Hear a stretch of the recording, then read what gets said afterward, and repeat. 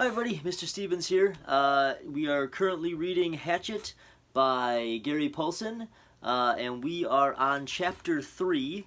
I did Chapters 1 and Chapter 2 in separate videos. We're doing a chapter a video. So if you have not watched Chapter 1 and Chapter 2, make sure you go back and watch those now so you know what's going on. So let's jump right into Chapter 3 of Hatchet by Gary Paulsen. Going to die, Brian thought. Going to die, gonna die, gonna die. His whole brain screamed in the sudden silence. Gonna die.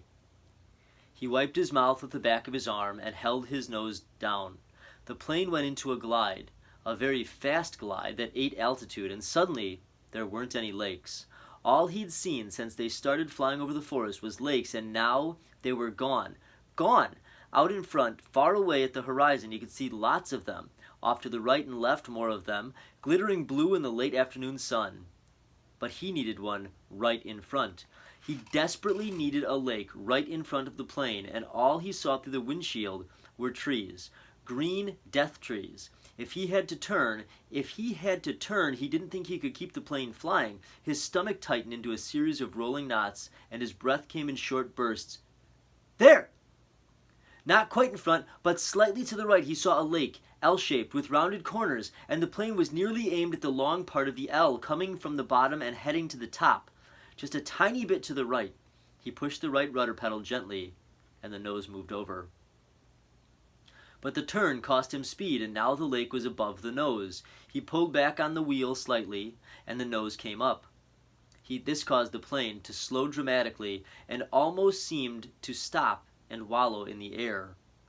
The controls became very loose-feeling and frightened Brian, making him push the wheel back in. This increased the speed a bit, but filled the whole windshield once more with nothing but trees and put the lake well above the nose and out of reach. For a space of 3 or 4 seconds, things seemed to hang, almost to stop. The plane was flying, but so slowly, it would never reach the lake.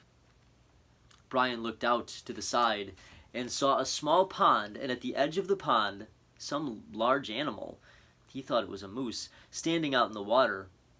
All so still-looking, so stopped, the pond and the moose and the trees, and he slid over them now, only 300 or 400 feet off the ground, all like a picture.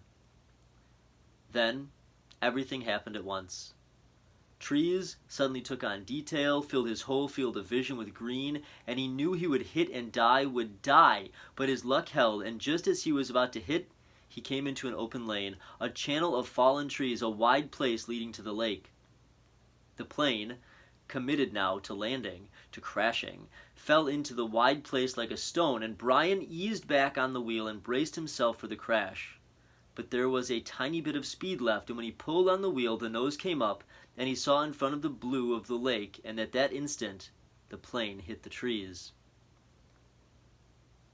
There was a great wrenching as the wings caught the pines at the side of the clearing and broke back, ripping back just outside the main braces. Dust and dirt blew off the floor into his face so hard he thought there must have been some kind of explosion. He was momentarily blinded and slammed forward into the seat, smashing his head on the wheel.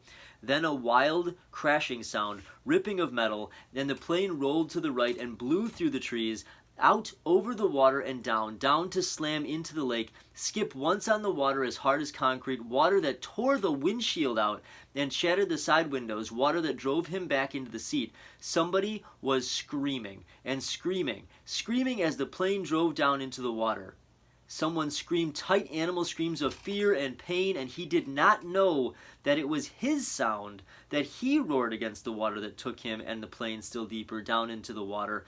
He saw nothing but sensed blue, cold blue-green, and he raked at the seatbelt catch, tore his nails loose on one hand. He ripped at it until it released, and somehow the water was trying to kill him, to end him. Somehow he pulled himself out of the shattered front window and clawed up into the blue, felt something hold him back, felt his windbreaker tear, and he was free, tearing free, ripping free, but so far to the surface, and his lungs could not do this thing, could not hold, and were through. And he sucked water, took a great pull of water that would finally win, finally take him, and his head broke into light, and he vomited and swam, pulling without knowing what he was doing, without knowing anything, pulling until his hands caught at weeds and muck, pulling and screaming until his hands caught at last in grass and brush, and he felt his chest on land, felt his face in the coarse blades of grass, and he stopped. Everything stopped. A color came that he had never seen before, a color that exploded in his mind with the pain, and he was gone. Gone from it all, spiraling out into the world, spiraling out into nothing. Nothing. And that's the end of chapter 3. So make sure you like and subscribe so you don't miss a video. We'll be putting up chapter 4 in the next day or so. And can't wait to keep reading with this with you guys. Hope you're enjoying it. Bye-bye.